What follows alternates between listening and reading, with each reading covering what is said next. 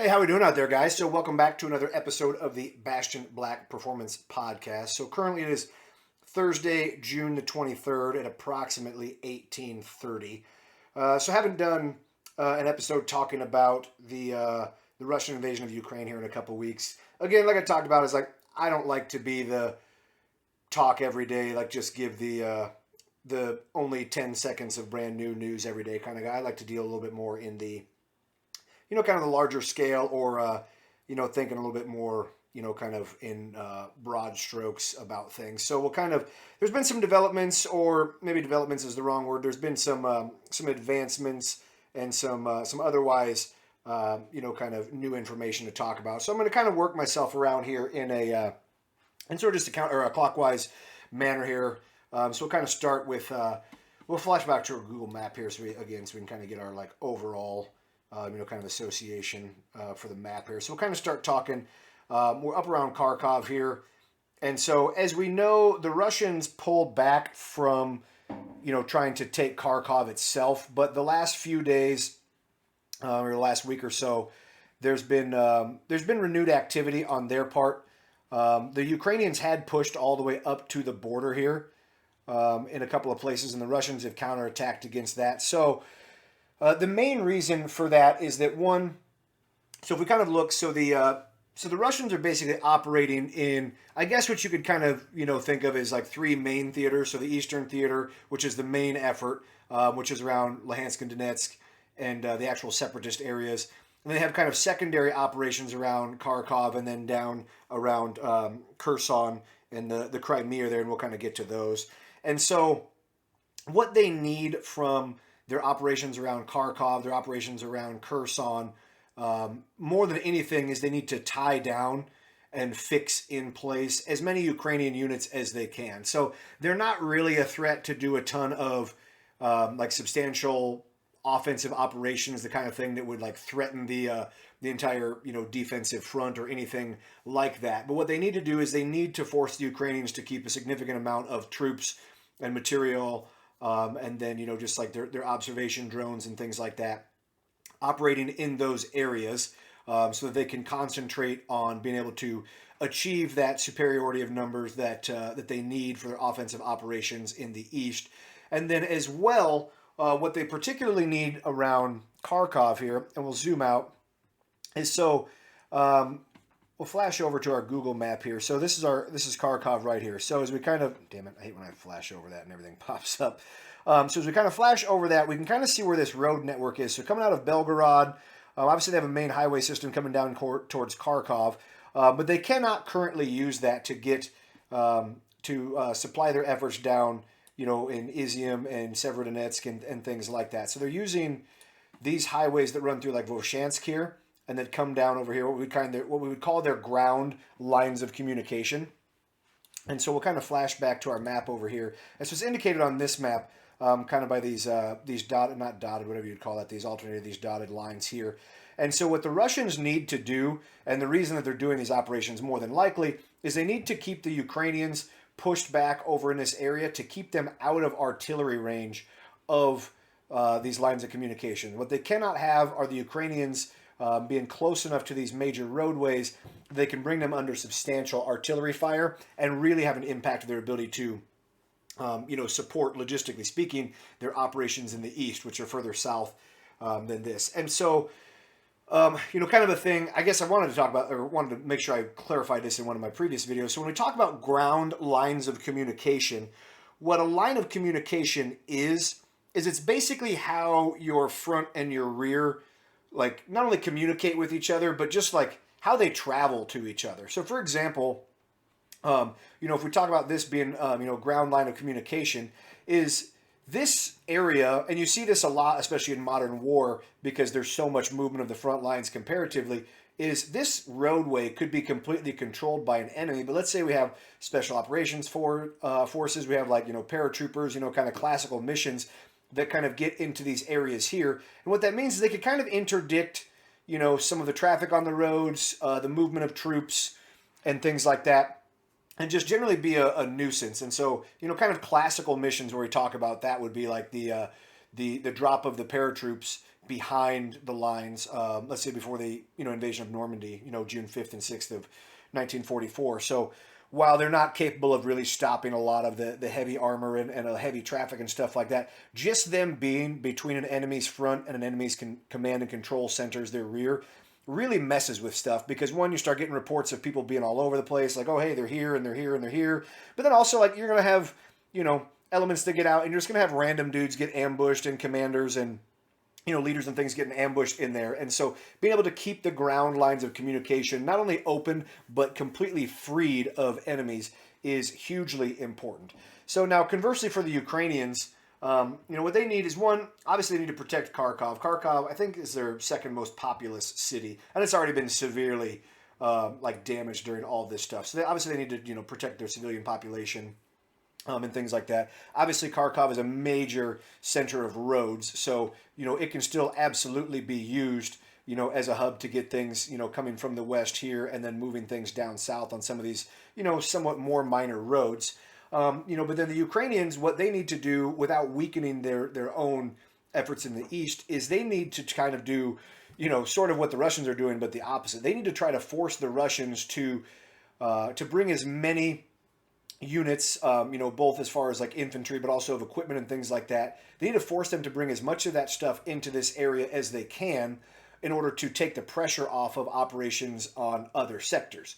So if they're able to mount, operations, counteroffensive, things like that, to threaten these ground lines of communication, force the Russians to bring more equipment, more troops, expend more effort to kind of control that will aid them elsewhere. So now, as we've seen in some of my other videos, and as we talked about, so the Ukrainians, were able to kind of relieve the city. So the city was never completely surrounded. And what I've talked about before is that the Ukrainians have the advantage of being on the defensive, basically entirely on the line, which means that, when you're on the defensive, you can achieve, rough parity on the battlefield with fewer troops. So typically the typical line that you say is an attacker needs a 3-to-1 advantage in numbers in the area that they are attacking, which means a defender has a huge advantage of that. So the Ukrainians have had that the entire time. They've been able to conduct some kind of, local counterattacks, which, local counterattacks would be, things that are not lodged on the operational level or with massive pre-planning. But say an enemy attacks a village that you're in and they try to push beyond that, and you're able to sort of stop them there. Well, you can immediately counterattack that village to drive them back out versus like, oh, hey, we're going to set up this major multiple division sized, counterattack.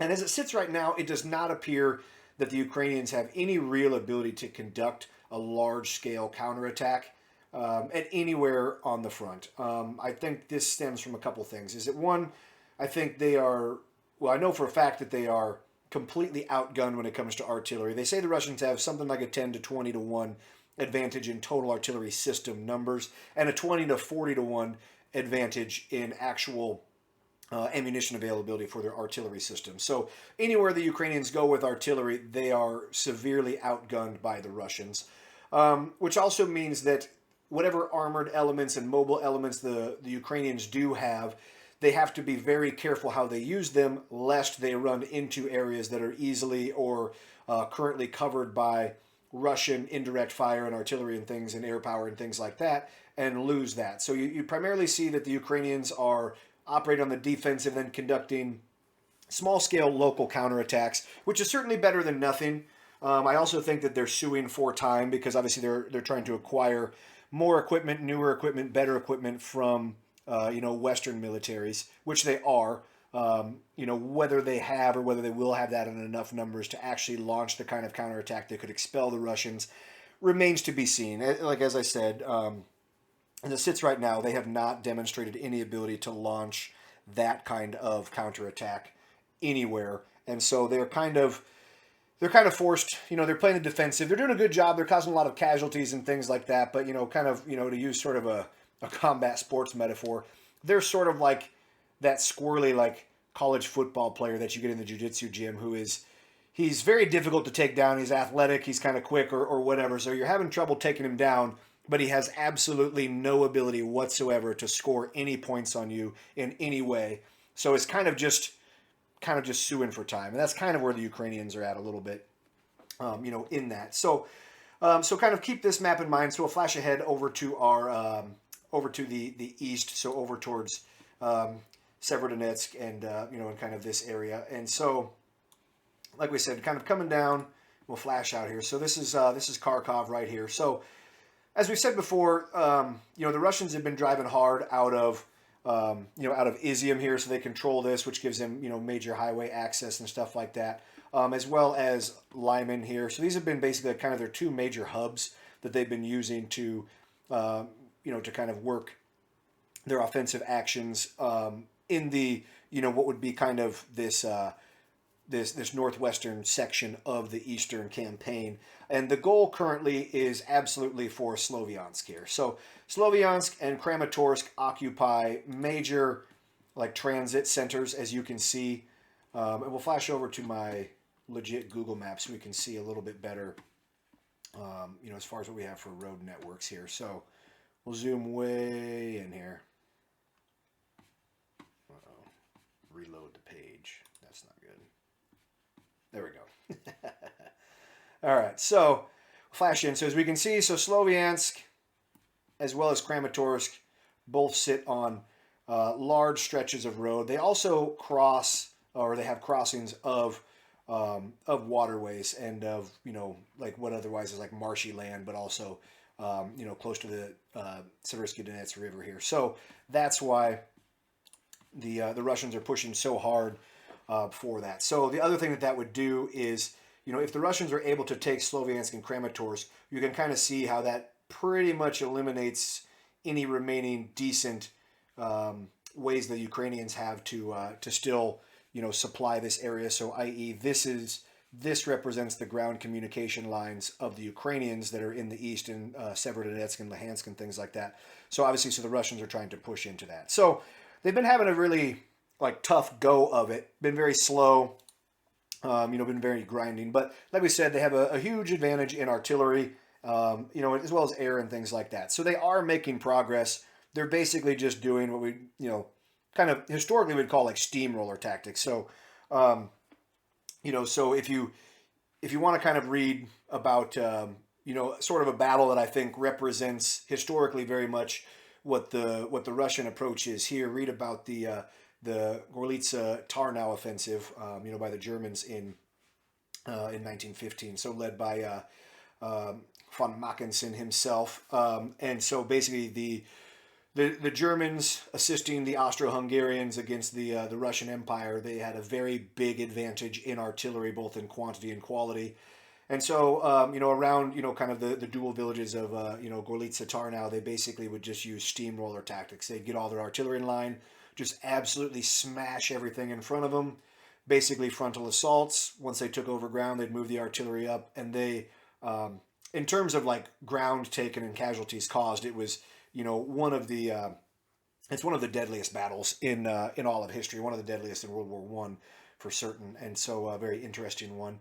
But very, obviously much lower scale, but very comparable as far as what the Russians are doing here. So they're just kind of incrementally using artillery, and they're essentially just destroying every village and town they come to, and then moving into it, and then destroying the next one. So, it serves their purpose as far as taking ground, and kind of advancing the front that way. Honestly, it makes a person wonder what their end game is, because if they do manage to, win the war or come to some sort of positive end to it, they're going to have to invest a massive amount of money and logistics into rebuilding things like that. But then again, if they take over, and they've almost taken over the entire Donbass, the Donetsk basin, and if they take over that and hold that, there is substantial industry as well as coal and other natural resources and things like that. So like we said, the Russians are driving from Izium and Lyman, trying to move into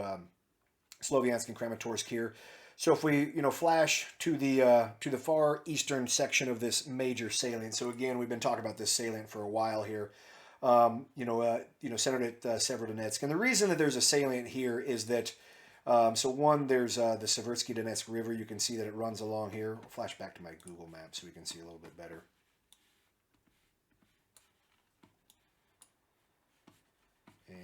let's switch over to terrain. There you go. So, as you can see, the Seversky Donetsk River runs here, but then also where Lysychansk is occupies an area of high ground. It's almost like an escarpment, i.e. kind of just an area of high ground that just frickin' ends. And so, and then there's a lot of like marshland as we kind of flash over into areas like this. This is kind of like marshland and stuff all along here, which is, so you see where like the Russians have been kind of held up in all these areas. So here's Lyman here. They've managed to advance a little bit out of that. And then we'll flash up here to Izium. So Izium's right there. So where the Russians are still being kind of like held back is in, you know, kind of these areas. So they're still trying to advance through these areas towards Sloviansk. So that's one reason why the Ukrainians have still been so effective defensively.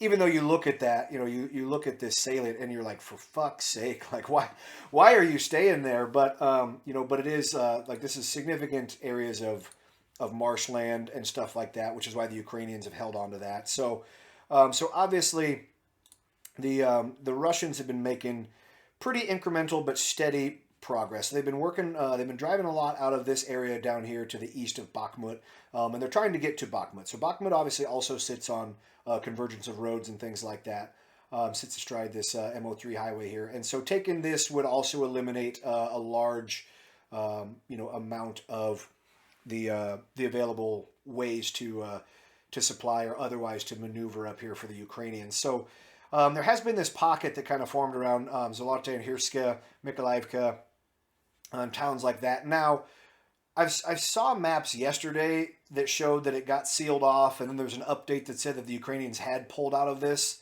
So as it sits right now, I'm pretty certain that the Russians have taken over this pocket, but that the Ukrainians managed to withdraw the forces that they had in there. So I think that this is all kind of a sealed off area that the Russians do control. They have not been able to completely cut off Severodonetsk on the east side. Again, there's a lot of marshland, and the Ukrainians are still able to, somehow they're able to supply, you know, their men on this side of the river. So the Russians, they got pushed out of the airfield, I think, today, which is kind of in the sort of the southwestern part around Severodonetsk here. So the airfield is, I'm not 100% certain where it's at. I don't know if it's down around Berivsky or if it's slightly further up. I'm pretty sure the airfield's like in this area here, but the Russians kind of got kicked back out of there, you know, today or yesterday, you know, when it comes to that. So at some point, and you have to assume soon, that the Ukrainians are going to pull out of this area. They still control part of the town of Severodonetsk, the Azot chemical factory. There's like, you know, part of the International Legion, the Georgian Legion is there. And so if you ask me, you know, and I've had this conversation with, you know, guys at work and stuff like that, and it's one of those where like, why are the Ukrainians holding on to this particular section so vigorously?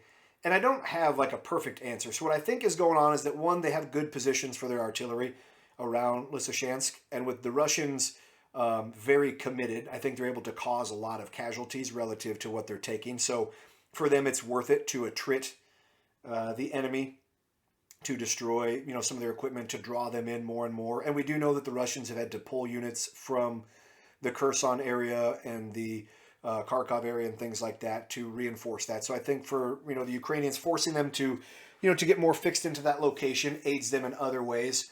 I think the Ukrainians, their primary tactic or their primary strategy as a force as a whole is to delay and to sue for time so that they can get more and better equipment from the West. But you know, they are going to have to pull out of this relatively soon. And I assume once they pull out of Severodonetsk into Lysychansk, that they'll probably have to pull out of that relatively quickly. Because as you can see, they're, you know, somewhat at risk of having a large-scale pocket or cauldron get, you know, sectioned off, but they're at multiple risks of smaller but substantial areas getting cut off incrementally. And so they definitely have to be careful about that. But also, I mean, another reason why they're holding on to that section so vigorously is that that represents basically, so if we kind of flash back over here to where, so this is what we're talking about here. So that represents basically the last part of the Luhansk Oblast that is still in their control. And so they need to control it, from a kind of a PR standpoint, because if they give that up completely, as we know, the Russians are doing various things to try to, kind of to kind of bring the separatist areas under full Russian control and things like that. And so they need to they need to kind of show their own the Ukrainians that they're still there, that they're still fighting for them. They need to show the rest of the country that like, hey, we can hold them up in places that we choose to. But they also, what they can't risk is they can't completely lose the Luhansk and Donetsk oblasts, allow the Russians to really dig in and settle in there, because again, as we said, as it sits right now, the Ukrainians don't have any abilities, or at least they have not shown any abilities to conduct a large scale operational level counteroffensive. And so if the Russians are able to get into those areas and get dug in, they don't have any way to move them out, and then you kind of end up in a position where it's like, okay, what do you do? Do you allow some sort of peaceful negotiation settlement on that stuff, or do you just play a really long game of picking and pecking at them with artillery and things like that? So again, I don't exactly know, but they definitely have to be careful that they don't give up all of the separatist areas, if at all avoidable, but they also have to make sure that they don't get significant forces cut off there. So it's definitely a very dangerous, precarious position there. That they definitely have to, and obviously they've been doing a good job of it, and they certainly know the situation on the ground much better than I do, or that we do, but it is definitely precarious. So we'll move out of this area, and so we'll go over to the Kherson area. So been a lot of activity here lately. So the Russians, at various points had control all the way up to and controlled Mykolaiv and kind of areas around here. So the Ukrainians have been pushing them back in this area somewhat steadily, very slowly but steadily. Again, I think it coincides with the Russians having to pull units back because, one, they're getting exhausted and they're getting their attrition's very high, but also they're having to pull units back from this area amongst other areas in order to try to bolster the operations in the east. But so we kind of let's start down around Kherson itself. So the Ukrainians have been attacking coming out of Mykolaiv and roughly astride this M14 highway.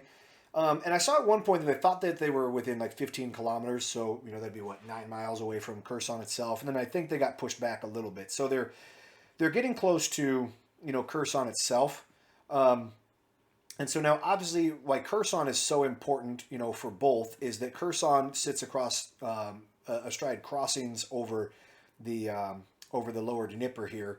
The only other ways to cross, below that, below the main reservoir here is Nova Kakhovka here, and I think that's where there's a major dam as well. So if we zoom out, so obviously, the Russians have substantial forces in this area. So if you're the Ukrainians, so the obvious answer, the war game answer is to be like, oh man, just like, go like hell, frickin' run right to Kherson, try to cut the bridges off and section them off. I mean, kind of basically what the Germans did against the British in Arnhem. There is, they didn't really have to clear them out of the city. They just drove down hard towards the bridge, cut them off, and then just reduced the pocket, kind of at their own leisure there. So I mean, obviously the Ukrainians would like to do the same thing, but obviously that's much easier said than done. Now there has been a lot of reports of partisan activity. I've seen pictures or videos of alleged Ukrainian partisans capturing Russians, capturing in bars and other places like that. And so it appears that places where there's substantial partisan activities, Kherson, Mariupol and stuff, which is excellent if you're the Ukrainians. But one thing we need to understand about partisan activities is, so there's kind of two main ways that partisan activities, or like guerrilla activities, work or sort of aid the force. So one is the long-term strategy of exhaustion. Think the Mujahideen, the Afghans in the Afghan-Soviet War, or in the American Global War on Terror. Think the Vietnamese in the Vietnam War and things like that, where you have to commit to a multi-year, possibly decades, multiple decade-long strategy of political and morale and spiritual exhaustion, as well as material exhaustion on that. The other thing that they can be useful for is because obviously they occupy an area behind the lines, is that you can coordinate partisan activities to coincide with conventional attacks. So, kind of think about like, really famous examples from the 20th century. So, the partisan activities behind the lines, in June and July of 1944, for Operation Bagration, the Soviet destruction of Army Group Center. And so they did a massive coordination of partisan attacks behind the lines to disrupt the ability of the Germans to move units forward, backward, shift them around, move supplies, things like that, as well as obviously like a humongous attack, in kind of the against Army Group Center, and then also as well as the Allied coordination of the French resistance in Maquis in France in June, July, August of 1944. Coinciding with Overlord, the invasion of Normandy in France there. So like having the French, as well as bolstered by various like British SAS units, American OSS, and things like that. And attacking German abilities to travel and maneuver and things like that while we were working from a conventional standpoint. So that would be the thing that you would be trying to do if you were going to be the most successful if you're the Ukrainians. So trying to inhibit the ability of the Russians to maneuver forces to counter your thrust, or if they start trying to fall back and things like that, being able to interdict and in some way slow them up so that they can't escape back on the other side of the lower Dnieper here.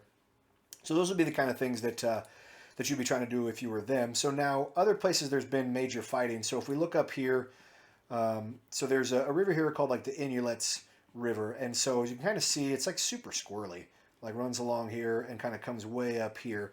And so the Ukrainians had pushed across it at Davydiv Brid here, and there'd been a lot of fighting in this area. So that area, and I'll flash over to our good map here so we can see, there's kind of a major convergence of roads over there, which is why that area is so important. I'm in trouble zooming in here because my computer screen is doing that thing where the bottom half is pink, so I can't see it very well. But so sitting astride the Inulets River here is Davydiv Brid.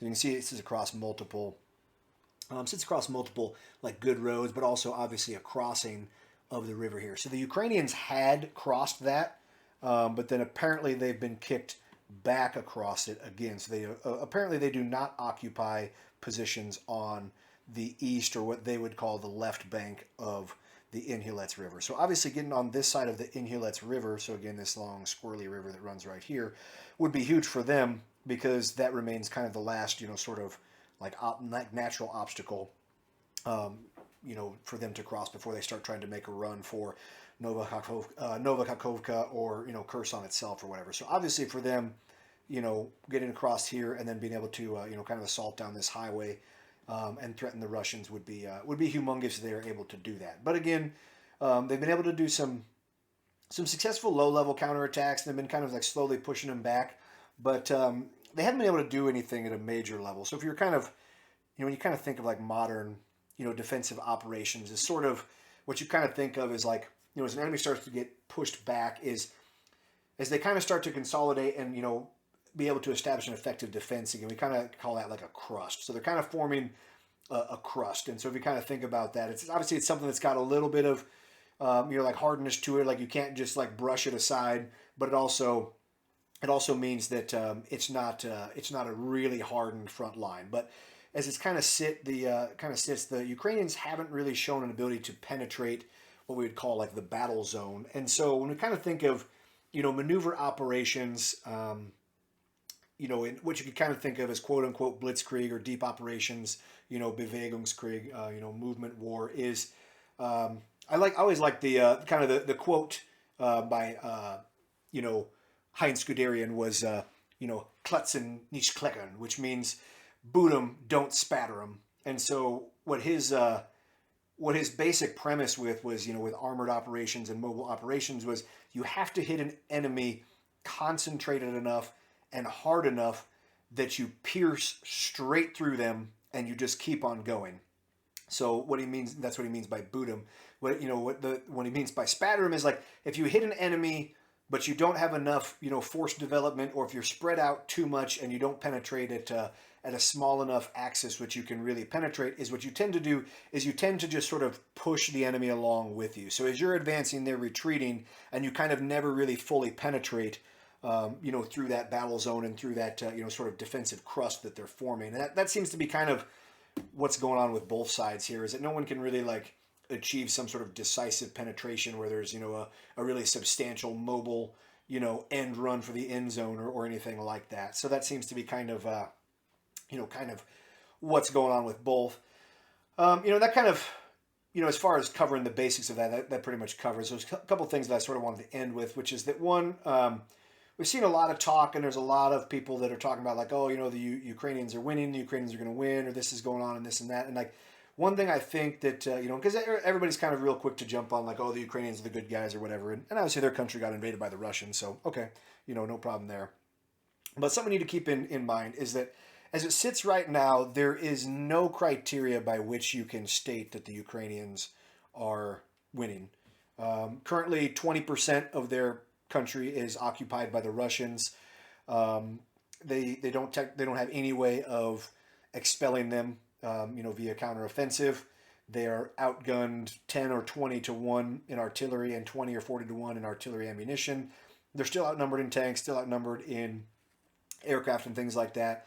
They're certainly killing more Russians than they're taking military casualties themselves, but they're also taking substantial civilian casualties and substantial attacks against their infrastructure and things like that. So, they're going to, and obviously their ability to, grow their food crops, particularly wheat and barley, which are their main, main food crops that they grow. They're not able to export it. They're, they still have access to the Black Sea via Odessa, but they're, they are very, very restricted when it comes to all that. So while they're fighting admirably and valiantly, and they're certainly doing a good job of really stymieing the Russians' ability to make any sort of substantial, very quick military gains, there's no argument that can possibly say they are winning right now.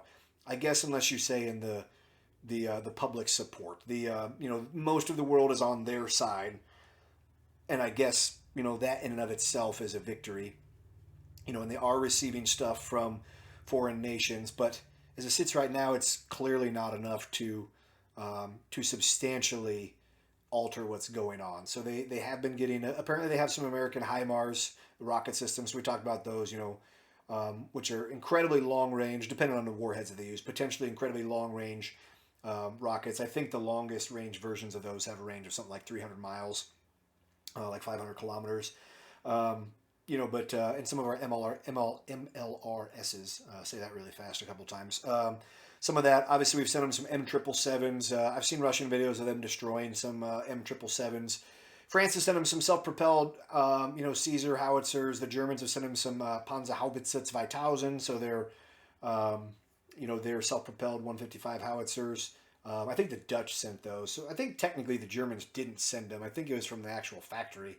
They've gotten some T-72s from other countries like Slovenia, Slovakia, other places have sent them stuff. So they're doing good as far as receiving things from other people, but they're definitely not winning. And I think that's something that people kind of need to take a step back on is they're fighting well, they're causing casualties. The last stand of Azov Battalion in Mariupol is definitely something that's going to be talked about and written about for a long time. It's definitely going to be in a Call of Duty game at some point probably, but it's until they show the world that they have the ability to launch a large-scale, successful, operational level counteroffensive, I just don't know.